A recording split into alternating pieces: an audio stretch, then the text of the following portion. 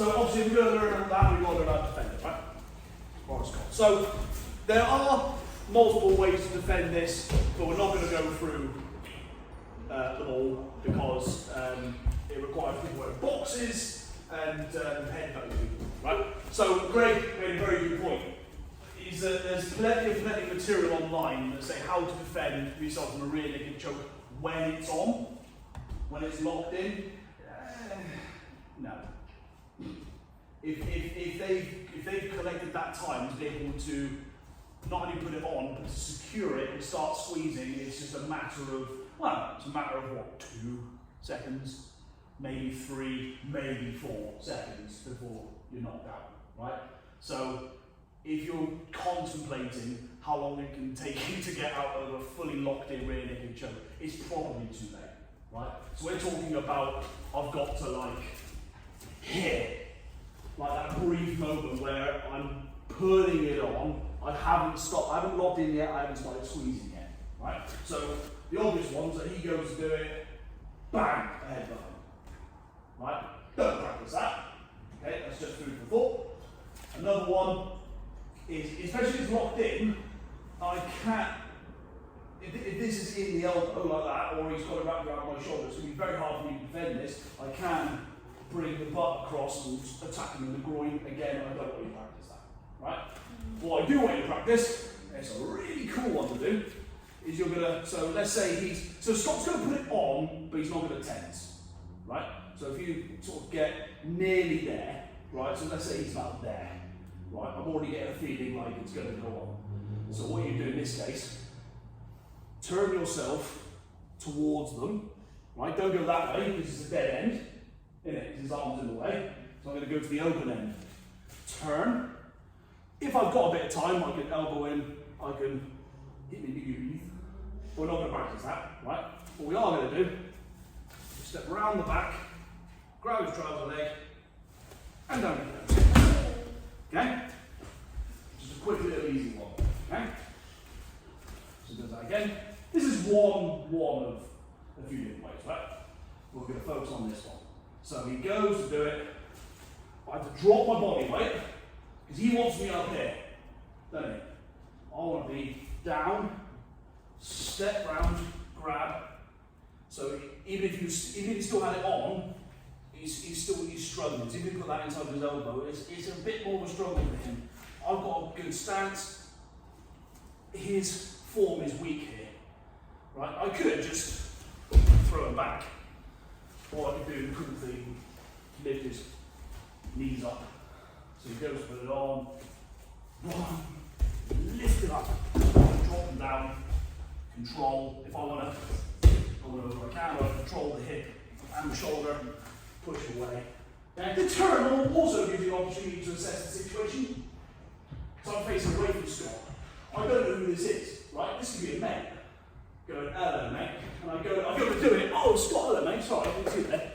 It gives me a chance to see what's going on, as opposed to fighting blind and just rolling with it. I could actually turn. If you want to pretend to hit with the elbow, we might as well watch it there, but don't actually do it. We're going back to this creating space and stealing space, right? If I create space, I'm going to try and get out of this situation, right? So if I get to here, and I find myself with loads of space, I'm going to get out of it, right? That's a sensible solution, right?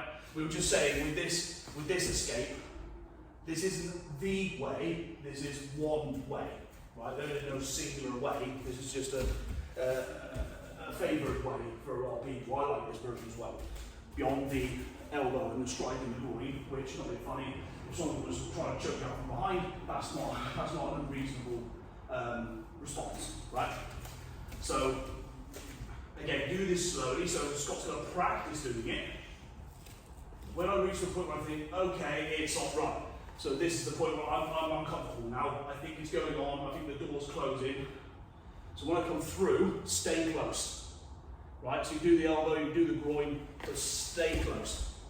See, I'm still, like, my body is still connected to Scott. I'm not doing this. I'm coming through, okay? I'm taking control of all of this on my way through, okay? Keep your head up. because I don't want him to guillotine me. I don't want him to keep doing it. And keep the head up. See what's happened there? I've taken the weight into the other leg. He's already going back. He's already going. What we always talk about takedowns. We're talking about the takedown should be easy, right? So if I have to lift him up from here, it's not a takedown. It's just brute force. I've got to get him to the point where he's nearly going to fall over. There, then do it. And he's going. Okay? Absolutely, Greg's point, absolutely right, is that your natural instinct when this happens is going to be to grab that arm anyway, right? So you've got that arm, it still gives you that elbow, right? All of these things are important. Stepping across, taking that weight across, you know, if you want to go for this, then go for it. But there's a very, very important thing we have to consider, and it is important for grappling week, as well as round week, which is when we get to here, then what? Yeah? That's an important point, isn't it? Karate, we do this, we may even go, ah, and then stand up and start again, right? But we have to consider, are we going to hit, or are we going to commit to a dominant position, or are we going to back away, right? Whichever one you choose to do it, right? Don't stand there and do nothing. And I'd even go to the extent of saying that Scott should, and we did this last grappling week, where I was asking people to get taken down and then turn as if you're not just going to land there and defend it. So let's say last time we were doing we were doing this one, so we were going like this. Scott's going to turn and face me. Maybe he turns his leg around and face me like this. So he's not just going to lie there like a wet fish. So he's going to have a reasonable reaction to being taken down on the floor, right? So even though we're doing takedowns, not groundwork, there's still a bleed into it, right? So he does this to me, so I've got the arms, go through, like this. Then what? Right, I've got his trousers, if I want to get out of it, I'm rolling over, shoulder and hip, back away. If not, I'll probably three-quarter mount, try and take a dominant position like this. If I need to hit him, then I need to hit him, but do something, yeah? Don't do it, and then stand there like this. And then the same for the person on the floor. Don't lie there and let them do it. Okay? The exercise isn't over. Okay? I know that's not the point of what we're practicing, but it's an important point to make. You want to get into bad habits. Okay?